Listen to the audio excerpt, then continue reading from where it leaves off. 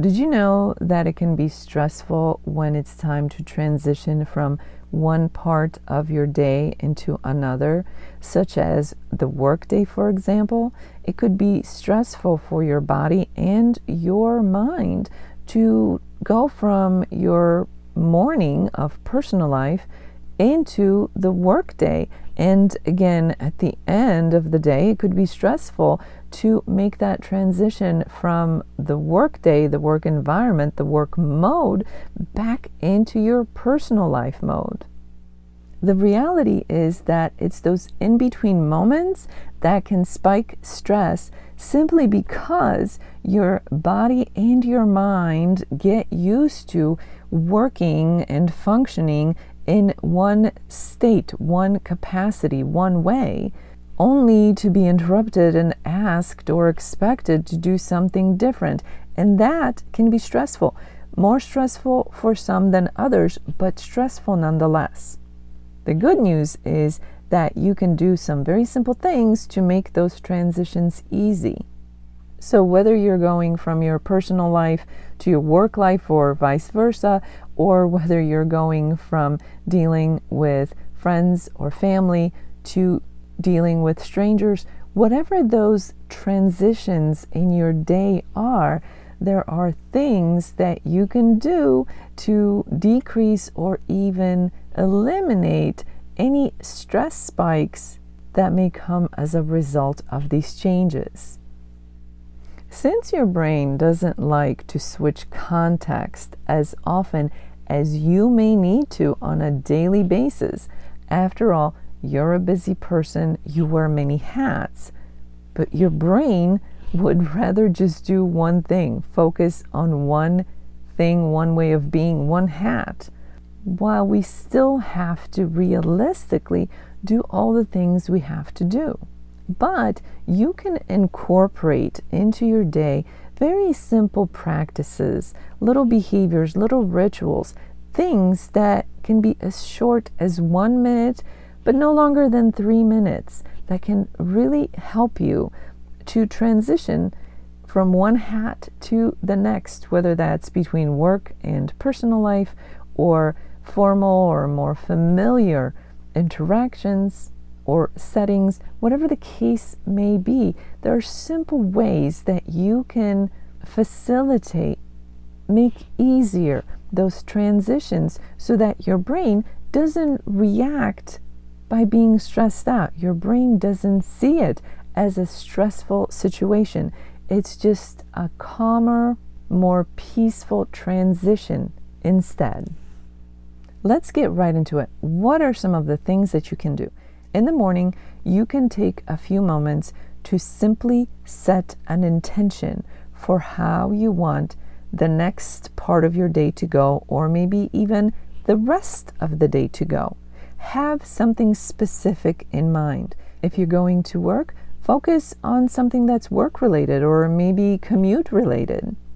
If you're going to an appointment or you're dropping the kids off at school, make an intention related to that.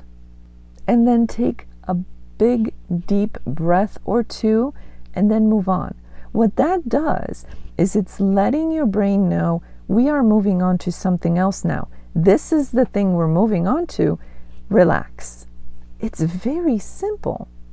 Let's say you're at work and you are going from working at your desk to maybe a meeting or a presentation that you may have to give next. That's a change for your brain that could potentially be stressful. Even if it's little stressors, they do accumulate. So what can you do using the same kind of practice?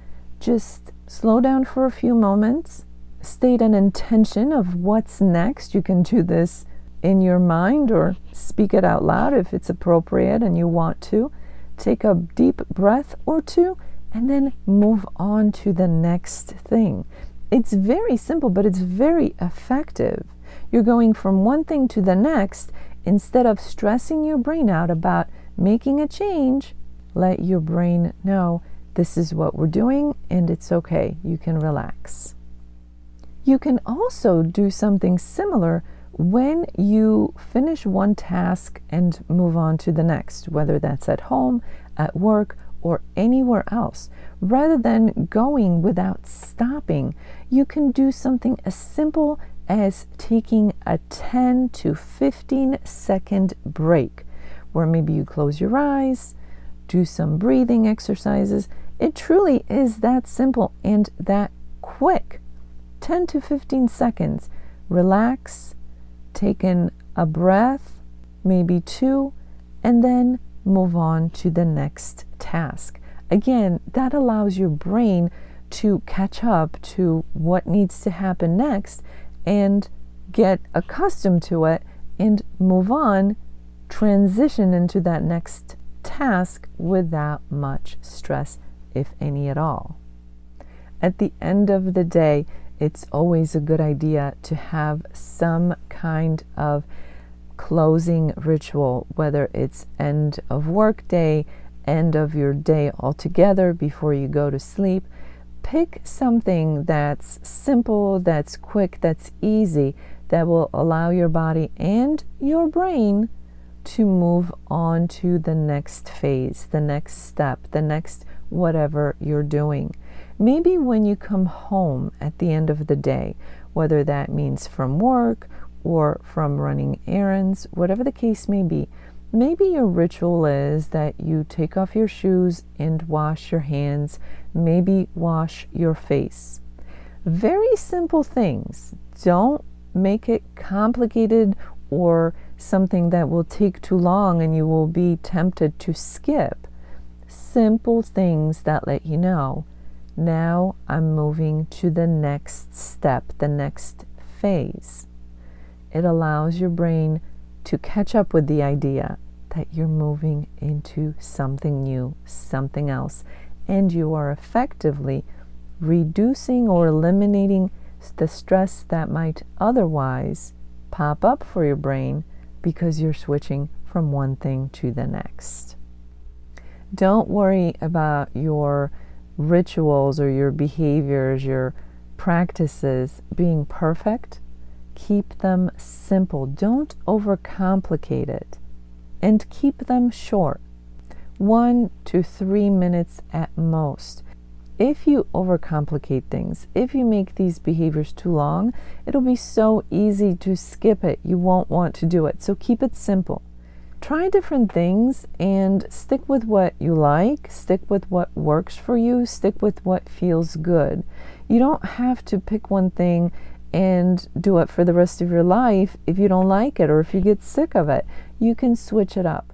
Make this something that you can change to fit your needs and your likes so that you stick with it and it continues to serve you. I encourage you starting with one thing, one kind of behavior or practice or little ritual this week and incorporate it into everyday behaviors and see how well it serves you. As you get more familiar and used to doing this, after a week, maybe add another behavior or transition ritual or practice. Things that are simple, things that work, things that don't take very long, and things that serve you. After a week, see how you feel. Pay attention. How do you feel after 2 weeks? Is it easier to go from one thing to the next because you've given your brain the opportunity to get used to the idea that we're moving on to the next thing? It should. I'm pretty sure it will. And remember, your brain doesn't need very long to figure out what's going on. You just have to give it that opportunity rather than constantly making it go, go, go. Have enough love and respect for your own brain to give it a moment to breathe. See how this serves you. Remember, practice makes better, and start with one and incorporate more as you go, as you get better, and enjoy the benefits. If you'd like to learn more about a comprehensive approach to stress management, check out the links below.